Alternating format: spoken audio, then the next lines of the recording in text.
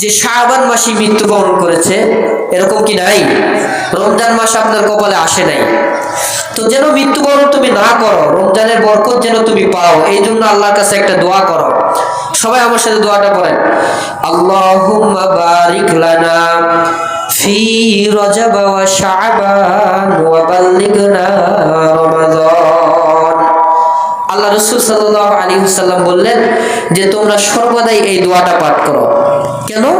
এই দোয়ার মধ্যে বলা হচ্ছে, আল্লাহ আপনি আমাকে রমজান মাসের বরকত দান করুন এবং রমজান মাস পর্যন্ত আমার হায়াতকে বৃদ্ধি করে দেন, যাতে করে রমজান মাসের 30টা রোজায় আমি রাখতে পারি, এই তৌফিক আমাকে দান করেন। তো এই রোজাটা, এই দোয়াটা আল্লাহ রাসূল সাল্লাল্লাহু আলাইহি ওয়াসাল্লাম সাহাবায়ে কেরামদেরকে শিখিয়ে দিলেন এবং সেদিন থেকেই সাহাবায়ে কেরামেরা এই দোয়াটা সর্বদাই পাঠ করতেন। এখন আসেন, এই রমজানের রোজা কিভাবে আমাদের উপরে ফরজ করা হলো, এগুলো জানার প্রয়োজন আছে না? যে জিনিসের আপনি গুরুত্ব জানবেন, ফজিলত জানবেন, ওই কাজটা করতে আপনার ভালো লাগবে। যদি গুরুত্ব না জানেন, ফজিলত যদি না জানেন, আলু খাইলে কি হবে যদি জানেন না, আপনি তো আলু খাবেন?